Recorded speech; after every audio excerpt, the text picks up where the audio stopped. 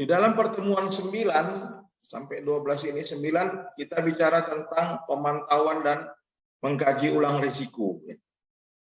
Lalu tata kelola risiko, kemudian ada namanya istilahnya kepemimpinan manajemen risiko dan budaya risiko. Pemantauan ini maksudnya adalah berdasarkan penilaian risiko. Jadi dipantau dia. Ada istilahnya risiko itu masih bisa diterima, acceptable risk, atau tidak bisa diterima ya. Artinya risiko yang akan terjadi itu masuk akal gitu, bisa diterima ya oleh direksi. Tetapi bisa juga risiko itu nggak bisa diterima, itu memang kesalahan Anda misalnya kepada manajernya ya. Jadi itu ada risiko yang bisa diterima, ada yang tidak. Oke, ini lanjut saja. Ini adalah hierarki. Hierarki untuk pengendalian risiko. Pertama harus ada alat pelindung diri. Kita harus buat alat pelindung diri apabila akan terjadi risiko. Harus siap. Lalu pengendalian administrasi. Apa administrasinya? Udah legal formalnya, udah tercapai belum? Nah, tentunya tahap berikutnya adalah rekayasa ya. Engineering ya. Perlu direkayasa nggak? Perlu diatur ulang nggak ya? Lalu bisa substitusi, artinya apakah ini bisa dialihkan ke tempat lain ya risikonya. Yang terakhir adalah eliminasi.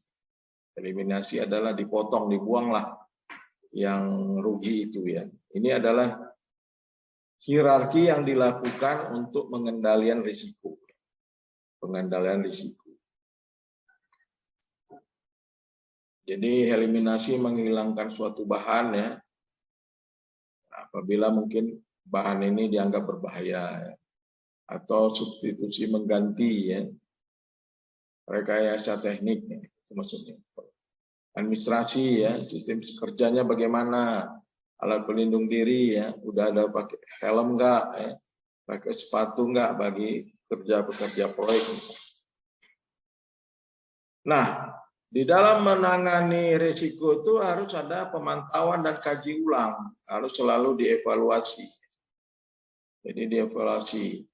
Setelah rencana tindakan pengendalian risiko dilakukan, maka selanjutnya perlu dipantau pelaksanaannya. Kemudian ditinjau ulang apakah tindakan tersebut sudah baik atau belum. Ya. Risiko itu harus ditata kelola, harus di-manage ya. Jadi tata kelola risiko itu merupakan turunan atau turunan dari tata kelola korporasi. Jadi perusahaan sudah punya tata kelolanya, sudah punya manajemennya yang baik. Nah, tentunya harus ada subnya lagi khusus menangani apabila terjadi risiko. Itu makanya disebut tata kelola risiko. Prinsip-prinsip tata kelola risiko pertama adalah harus adanya keterkaitan tujuan dan strategi korporasi dengan preferensi risiko. Kemudian bagian dalam proses pengambilan keputusan. Lalu risiko itu harus berbasis informasi, mempunyai keterlibatan pimpinan puncak, adanya keterlibatan semua stakeholder yang di dalam perusahaan itu. Siklus manajemen risiko itu harus lengkap, komprehensif.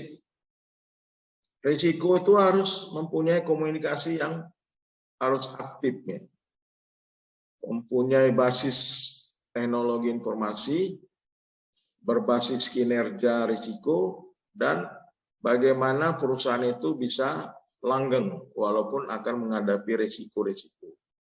Jadi perusahaan itu bagaimana bisa berjalan. Ini adalah prinsip-prinsip tata kelola risiko. Kemudian di samping mempunyai tata kelola risiko, tentunya harus mempunyai leader. Mempunyai orang yang mumpuni ya di dalam menangani risiko ya. Di samping yang punya perusahaan atau pemilik atau komisaris, tentunya di bagian direksinya harus mempunyai leader yang bisa menangani apabila terjadi konflik, terjadi kerugian, terjadi demo, ya. Itu kan merupakan risiko yang harus yang akan dialami oleh perusahaan, ya. Terjadinya bencana alam dan sebagainya. Maka harus mempunyai risk management atau risk leadership yang kuat, ya. Jadi di perusahaan itu sekarang menjadi keahlian khusus, ya, keahlian khusus orang yang bisa paham dengan risiko, ya, dengan risiko atau manajemen risiko. Oke, ini saya lanjutkan aja. Kemudian di perusahaan itu juga harus